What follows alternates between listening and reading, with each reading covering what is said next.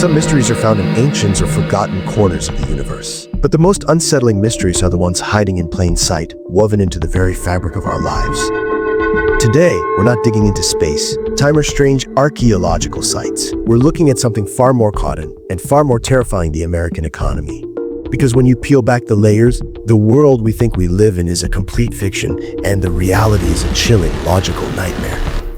The evidence on a single chart, one that a Harvard professor put in front of thousands of Americans. He asked them, "What do you think the wealth distribution of this country looks like?" Most people answered with a guess there, but still pretty balanced, with a strong middle class. Then he asked them to draw their ideal distribution. 92% of people, Democrats and Republicans alike, drew a curve that was even more equal. They wanted a country where hard work paid off for everyone, with just enough incentive for the most successful people to lead the way.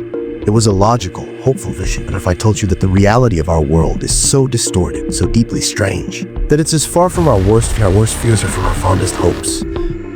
The truth laid out in cold, hard Davis is something you won't believe until you see it. Imagine 100 people, representing every adult American. You've got your teachers, your nurses, your firefighters, your mechanics, your small business owners, and a few CEOs and hedge fund managers. Now, take all the wealth in the entire country, every house, every dollar, every stock, bond, and piece of land, and put it in a giant pile. If we distributed it according to our collective ideal, the pile would be arranged in a gradual sloping curve. The poorest among us would be truly poor. The middle class would have a healthy chunk, and the richest would have a lot. But not in a system based on merit and shared prosperity. This is the world we believe we live, the myth we tell ourselves. But this is where the mystery begins, because the real distribution looks nothing like that. It's a graph so lopsided, so utterly out of balance, that the bottom half of the country barely even registers. The bottom 50% of Americans, that's 50 of those 100 people, own less than 3% of the nation's wealth. Their portion is so small it's practically invisible on the chart. Meanwhile, the top 1%, just one of those 100 people, holds more than 30% of all the wealth in the country. It's an economic black hole, a singularity where all the power and money are condensed in one place, leaving almost nothing for the majority. The horror of this isn't just in the numbers, but in the implications. This isn't a new phenomenon, it's an active process. Over the last 40 years, and the divide has grown exponentially. The top 1% of earners took home less than 10% of the national income.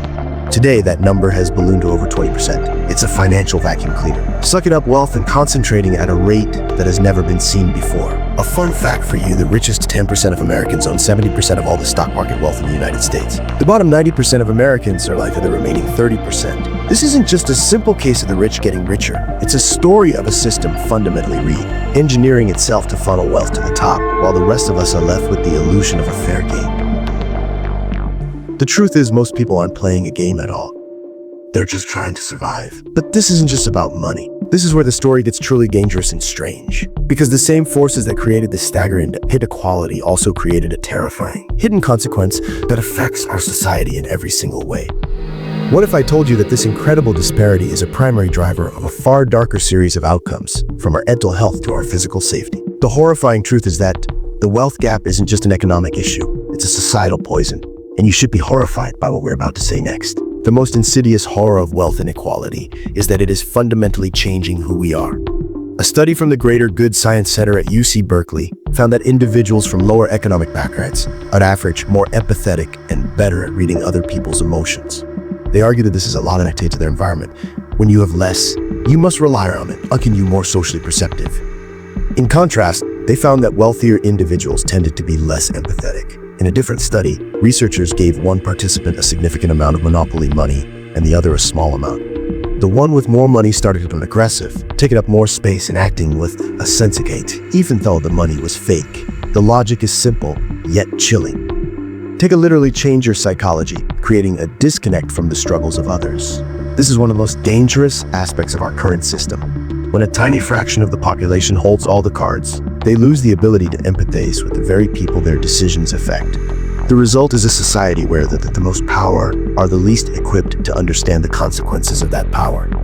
This concentration of power leads. A CEO in an S&P 500 company today makes over 300 times the salary of the average employee. In 1970, that ratio was around 20-1.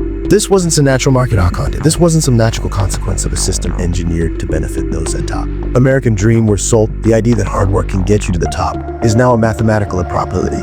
with the bottom 50% of the population owning almost no wealth. The ladder of social mobility is just steep, it's practically broken. When people feel like the game of trust breaks down, community ties dissolve, and a sense of collective purpose fades away. The result: higher rates of crime, substance abuse, and mental health crisis. The ghost in the machine is the cold, hard logic of inequality itself, quietly working to dismantle the very foundations of our society.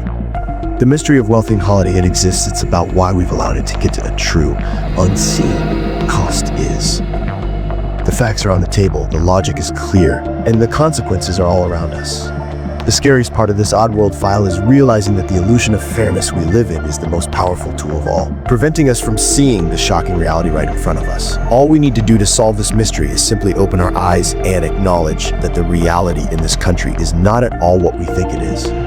This has been another Oddworld file. If you're new here and appreciate a logical, nonpartisan analysis of the strange and complex world we live in, be sure to subscribe.